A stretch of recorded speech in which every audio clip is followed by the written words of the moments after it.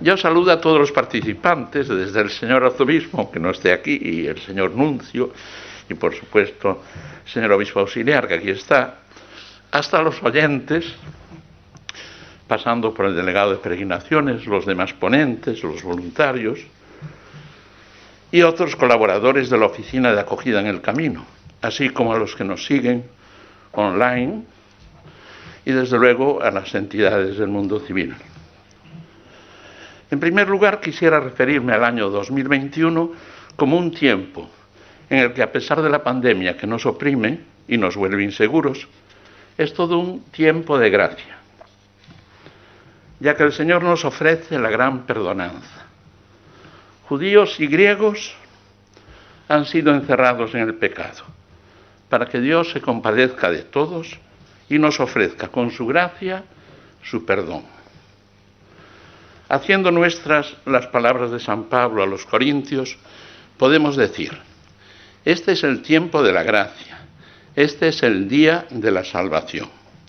No echéis en saco roto la gracia de Dios. En este año santo, muchos ya han alcanzado el perdón, mientras que otros lo alcanzarán a lo largo de los meses y encontrarán entonces la firmeza de la esperanza. Sucederá esto con muchas personas que visitarán la catedral que alberga el sepulcro de Santiago, accediendo a ella con espíritu de fe y de conversión. En la línea señalada por los papas al conceder el jubileo, se pide acceder a la basílica y participar en ella en un acto litúrgico, y además de rezar por las intenciones del romano pontífice, confesarse y comulgar en el tiempo que media entre los 15 días anteriores a la visita y los 15 posteriores. Así pues, independientemente del modo que se siga para acceder a la ciudad compostelana y al templo jacobeo, sea a pie o por otros medios, la Iglesia ofrece un jubileo espiritual a quien cumpla las condiciones requeridas. Sin despreciar los aspectos que otras instituciones promoverán con motivo del Año Santo compostelano o Año Santo jacobeo, lo que la Iglesia intenta que logre el peregrino es la reconciliación con Dios.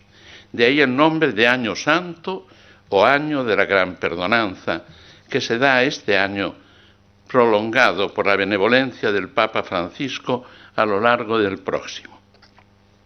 Esta reconciliación con el Señor ha de provocar en nuestra vida futura una vivencia de la fe que se concrete en una vida cristiana más auténtica, transmitiendo a los demás lo que hemos vivido al procurar el jubileo. Independientemente del modo de traslado que elijamos, el que acude a la catedral por motivos religiosos se ha dado en llamar peregrino, de acuerdo con la expresión acuñada por Dante Alighieri, que afirmó que peregrino es el que va a visitar la tumba del apóstol Santiago o realiza el camino de vuelta desde ese lugar. La meta de ese camino, en donde se halla la tumba del apóstol Santiago, no es independiente del camino que conduce a ella. A lo largo de la historia, fuera por el ansia de llegar a donde se encontraba la tumba del apóstol, fuera por la obligación de cumplir una pena, o por llevar a cabo el cumplimiento de un voto que habían hecho, o bien por sustituir a quien tenía que peregrinar a Santiago, han sido muchos los peregrinos que han accedido a visitar la tumba del hijo de Zebedeo. A lo largo del camino, el peregrino contempla las maravillas de la naturaleza, que son obra del Señor.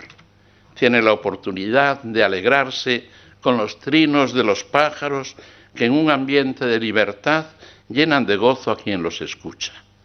Puede incluso poner en común con otros compañeros de camino las experiencias que ha tenido a lo largo de su andadura, y es capaz de escuchar y después poner en común con otros viandantes las mociones del espíritu con que el Señor ha enriquecido su camino.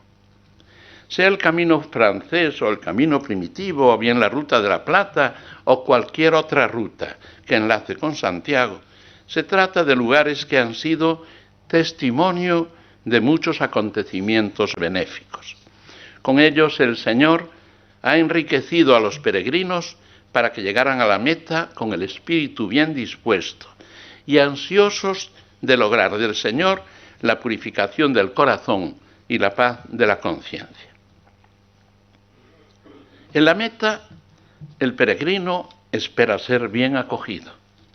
La situación no es demasiado propicia para ello, pues el reducido aforo, aunque ahora lo amplíen, que nos permiten en la catedral, contrasta con el gran número de peregrinos que llegan e intentan entrar, pudiendo conseguir su propósito tan solo una parte de ellos.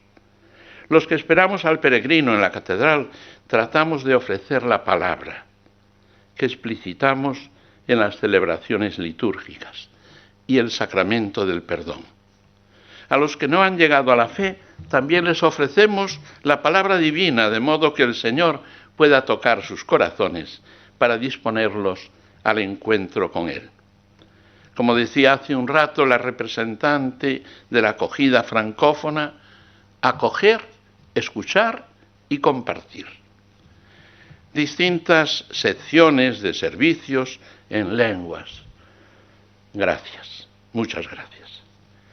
También damos las gracias a las instituciones civiles. A los que os habéis inscrito en este congreso, os hemos acogido en una casa que es la vuestra, la del peregrino. Se trataba entonces de la cripta del pórtico de la gloria de la catedral. En aquel acto introductorio se nos ha hablado abundantemente de la peregrinación, partiendo de la llamada de Abraham a salir de su tierra hacia otra que el Señor le prometía dar, para él y para su descendencia. El señor arzobispo, en la conferencia de aquel día, quiso referirse también, al hablar de los signos de nuestra peregrinación, a la Iglesia, que en palabras del Papa Francisco debe ser una Iglesia en salida. Para los actos sucesivos nos han acogido en este Museo de las Peregrinaciones y creo que todos nos hemos sentido como en casa. Damos las gracias a los que administran este centro. Yo no tengo intención, como decía en un principio, de entreteneros mucho, después de tantas cosas interesantes, como habéis oído en estos 2 días y algo del Congreso. Sin embargo, no queriendo olvidar un texto del libro del Génesis, referente a la vida de Abraham, sirva para concluir el relato de la acogida del patriarca a 3 personas que llegaron a su tienda en Mambré. Enseguida les ofreció agua para lavarse los pies, de modo que aliviaran su cansancio. Le pidió a su esposa Sara que les preparara una buena comida y de ese modo les ofreció una acogida ejemplar. Respondió así al deber de la hospitalidad tan presente en el corazón de los orientales, en especial los que profesaban la religión de acuerdo con aquella fe que moverá a Abraham a salir de su tierra hacia el lugar que el Señor le iría indicando. Sabemos que Abraham, recibiendo a aquellas 3 personas, acogió al propio Dios. Por eso los epígrafes de la Biblia que tratan de enmarcar ese acontecimiento suelen referirse al texto que sigue con la expresión la teofanía de Mambré. El especialista en iconos Andrei Rublev identifica a aquellas personas con la Santísima Trinidad.